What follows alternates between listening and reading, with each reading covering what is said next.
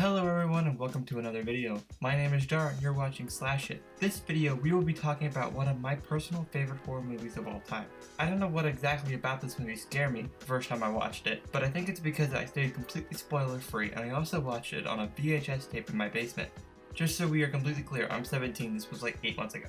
It was about 11 p.m. and I live in the middle of the woods, so already just what I've heard from this movie was enough to freak me out. But then actually experiencing that when there is no one else awake but me and there are absolutely no noises but what the TV is making is so freaking terrifying. I had to walk up 2 sets of stairs where there are so many windows staring straight into the dark heart of the woods as around my house. If you've ever seen the Blair Witch Project, I'm sure you've had a similar experience. Whether that was seeing it more recently or back when it was in the theaters, either way the Blair Witch Project does its job of terrifying the viewer.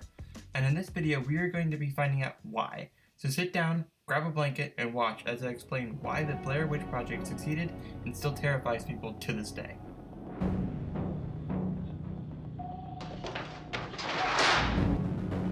There's a formula to it! A very simple formula!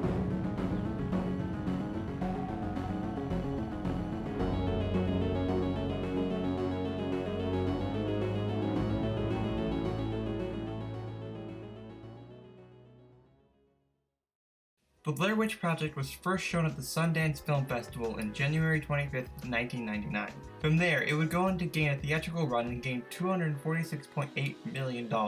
There are many reasons for this, but in chapter 1 of this video, we will be talking about the production and ad campaign. The production for the Blair Witch Project was not one you'd see in traditional movie sets. In fact, there really wasn't a set at all. The producers and directors actually sent 3 actors out into the woods with video cameras. Here is where they started to make the movie more terrifying. They wouldn't have any idea what was going to happen to them. The directors gave them a map of where they would walk and where their camp was going to be set up. They never actually carried their own tents. And when night would fall, the directors and producers would be out in the woods ready to scare them. This, honestly, at first seems excessive and unnecessary, but when you compare the actors' reactions to things in the Blair Witch Project compared to other horror movies, the realism in the Blair Witch Project is unmatched. Everything that happens in the movie is something the actors actually had to do, whether it's driving the car in the beginning or interviewing the people, which by the way, they had no idea, but some of the people were planted and others were actually just random people they stopped. They weren't told who was a plant, who wasn't. I think the production for this movie is by far what made this movie way ahead of its time.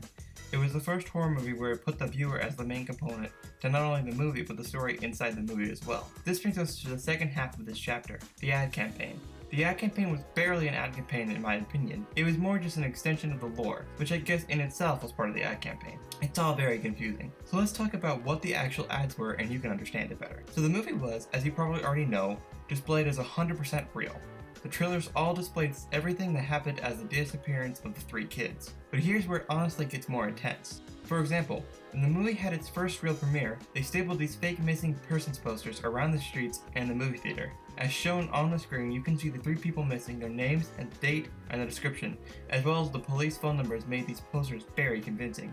And since the internet was in its infancy, it was almost impossible to find the truth behind these posters without being on an actual desktop computer, which was not possible based on the fact that these posters were hung up only hours before the first showing of the Blair Witch Project. I think it's important to note the infancy of the internet as that brings us to the next part of the ad campaign, which was by far the most crucial for people to believe the story of the Blair Witch Project, and the Blair Witch in general. The creators of the Blair Witch Project made a website titled The Blair Witch Project. It featured the basic timeline of events in the myth of the Blair Witch, as well as pictures and audio not found in the movie. I think that this website was probably what made the movie big, because if you did the same thing nowadays, the internet is much different.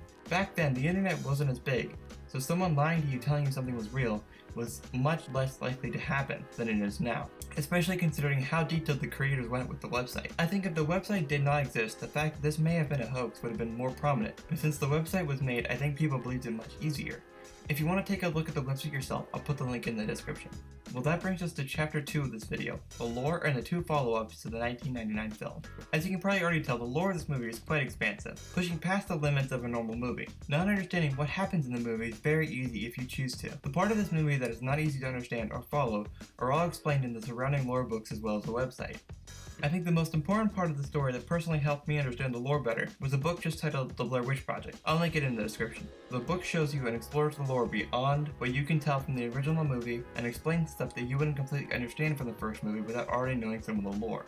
That's the biggest place to start if you really want to get into the lore. A free alternative to the book, however, is the Blair Witch Project website that was created back in 1999 to help give the lore and the spoiler alert illusion of the Blair Witch being real. There's a lot of info on that website that you should check out. In my opinion, what I would do is read the website all the way through first, and then buy the book. You'll have an easier time understanding the lore and everything that the book talks about that way. Okay, next is onto the first sequel to the Blair Witch, entitled Book of Shadows. This movie is centered around teenagers who went into the Black Hill Woods looking for the Blair Witch during the hype of the Blair Witch Project, and the weird stuff they experienced. It's filmed much more like a typical horror movie, and feels very out of place to be considered a sequel to the Blair Witch Project. But it is interesting considering in that movie, the Blair Witch movie is a thing, and the Book of Shadows is set right after everyone found out it was fake, so the movie is based on teenagers finding out if the hoax was real or not. So I think what's important to remember and take away from this movie is that it's basically completely uncanon, but still tells an interesting story nonetheless. Now we have the 2016 film, which fits a bit more into what a typical sequel to the Blair Witch Project would look like. Titled simply The Blair Witch, this movie follows Heather's younger brother, James, who goes into the woods to look for her sister that he believes is still in the woods. This movie definitely fits the narrative of what you'd expect. They go into the woods and they see stickmen, some time stuff happens, and that's the end of it. I won't go into spoilers about the house, but they do find the house from the end of the Blair Witch Project. There are some interesting things that happen that may tell us what happened to the 3 missing people from the original movie, but I'll let you watch the movie and figure it out for yourself. I think this movie is the better sequel overall, but still isn't better than the first. I think it definitely fits the characters to what people in 2016 would have been like going into some haunted woods. Overall, the Blair Witch Project was like capturing lightning in a bottle. It formulates a subgenre of horror and many people will try, but no one will fully capture the essence of the original. This is a little off topic, but you have no idea how bad they want them to make a Rustin Parr prequel that focuses on his life and his experience in killing the kids in the witch. I think it would be really cool and would definitely further explain the story and everything. Okay, that's the end of the video. Thank you for watching, it's much appreciated. I hope you all enjoyed and will stick around for more cool videos. Make sure to follow me on Twitter @SlasherHorrorYT or my personal and other YouTube channel one @JarJarYT. That's it for now. Thanks for watching, and like always, remember, treat every day like it's Halloween.